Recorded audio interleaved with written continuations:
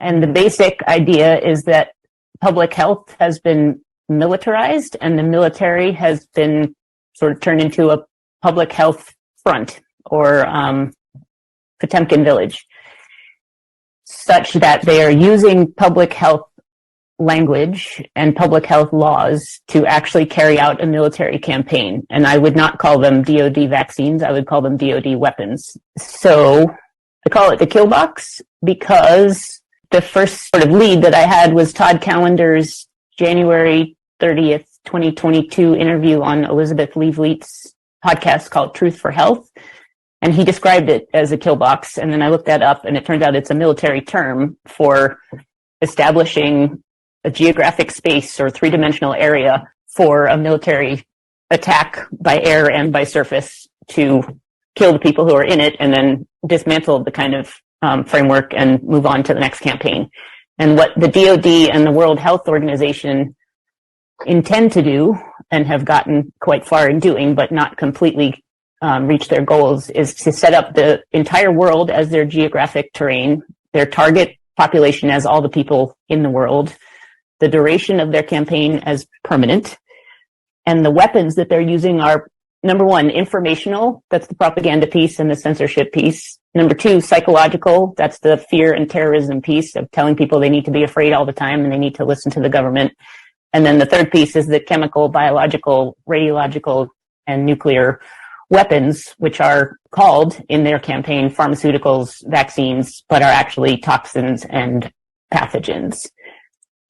So I started, after I heard that interview, I had already been wondering what was going on, but I started trying to track down some of the things Todd Callender talked about in his interview and figure out what the legal frameworks were and how they were set up and what the financial coercion mechanisms were. My finding, which many other people have found from various other angles, was that this project has been going on for centuries.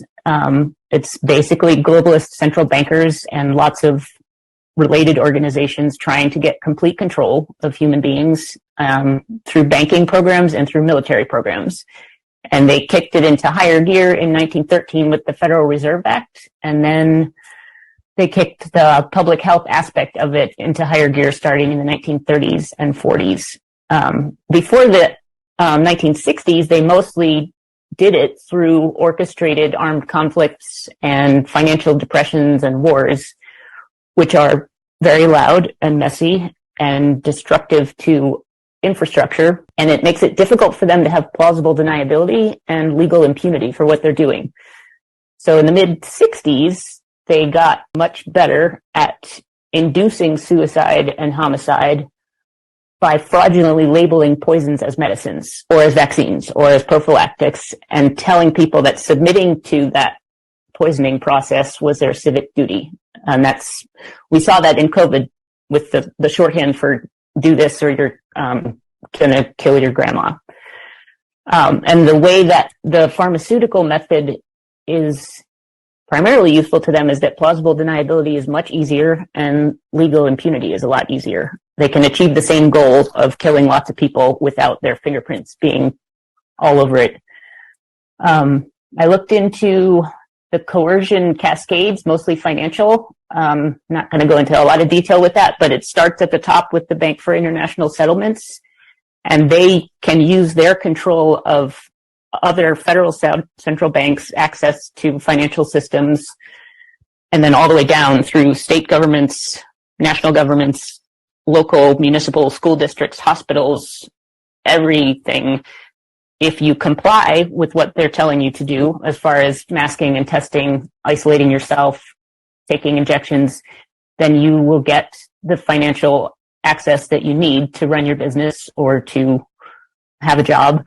And if you don't comply, they can cut you off from those services. And so that is one of the main mechanisms through which the whole thing was carried out. And then on the legal side, at my website, I do trace it back farther, but I'm going to start at 1969 just for the sake of starting somewhere. The U.S. Congress passed a law to set up the Chemical and Biological Warfare Program. And in that law, which is 50 USC Chapter 32, there are very important key terms including protective, prophylactic, and defensive, which is how they justified doing it. They were using those words because the international community of ordinary, non-insane people were concerned about biological and chemical weapons, and they were working on international treaties to prohibit them. And so they needed to build in loopholes, and the loopholes they built in were, we're not going to do biological and chemical research and weapons development except for protective or prophylactic or defensive purposes. And that's a false characterization because all biologically active products are intrinsically aggressive and toxic and lethal. And that's where we get disciplines, or that's the thing that disciplines like toxicology, pharmacokinetics, genotoxicity, drug-drug interactions are all related to that fact that everything that goes into the human body or any living body has some effects which can be toxic. So that was the way they tried to get around that. And then the Foundational Public Health Emergencies platform came out in 1983 when Congress passed the Public Health Service Act amendment, and that set up the Public Health Emergencies program under the 1944 law that had originally set up the Public Health Service, which is a branch of the military. And it also, in 1983, Congress and Reagan set up a $30 million slush fund, and that has continued. It's got a different name now than it did then, but it's still being funded as recently as the NDAA and the Consolidated Appropriations Act in December 2022. The other thing they did in the 80s was set up the 1986 National Vaccine Program and National Childhood Vaccine Injury Act.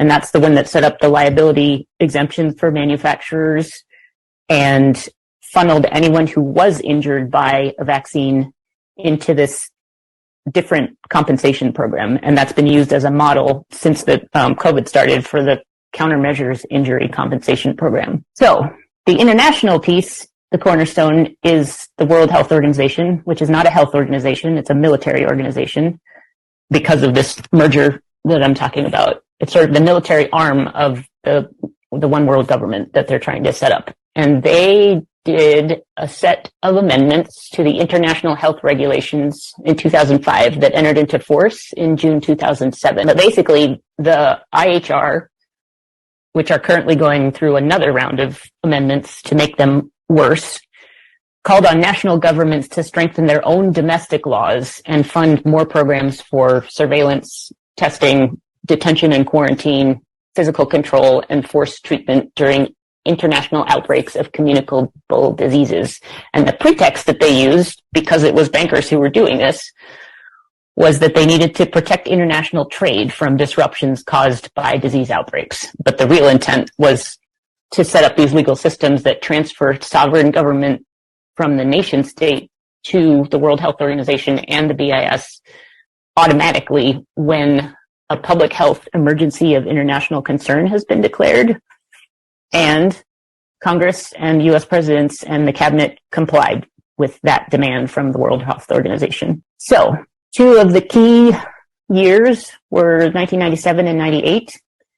That was when the beginnings of the Emergency Use Authorization Program was set up, and when they transferred the CBRN weapons stockpile from DoD classification, I guess, to HHS or CDC classification and control. It was the same products, as far as I can tell.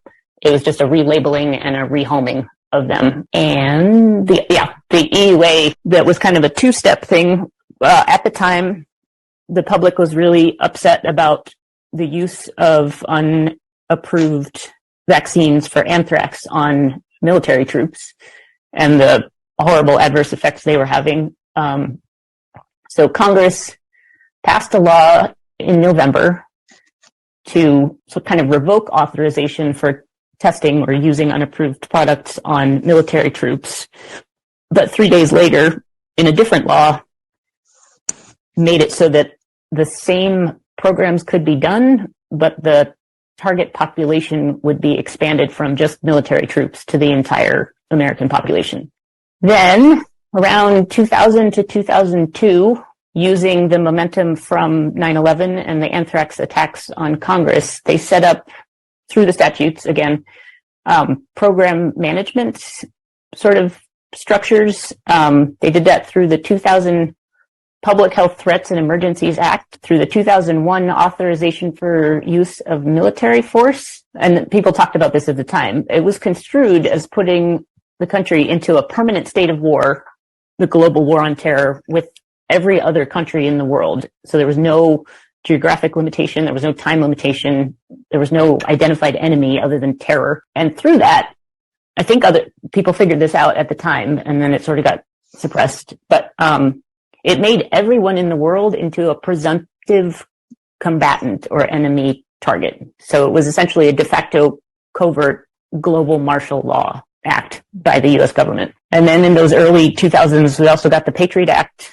the Public Health Security and Bioterrorism Preparedness and Response Act, and the Homeland Security Act. And those were just more of the merging of the DHS, the DOJ, the HHS, the Department of Defense, all of the cabinet agencies. So since then, 2003 to 2009, there have been lots and lots of executive orders on these things, lots more statutes and appropriations, lots of agency regulations, guidance reports that were circulated to state, local, and tribal authorities and law enforcement so that they would know that under a public health emergency, they are subordinated to the federal military. FDA issued a lot of guidance for industry documents and sent those out to the pharmaceuticals and to the academic organizations and NGOs to let them know about how FDA was going to handle experimental products like vaccines, gene therapies, biologics. And they did more test runs like 2003 SARS, 2006 MERS, and 2009 H1N1. That brings us up to the Other Transactions Authority.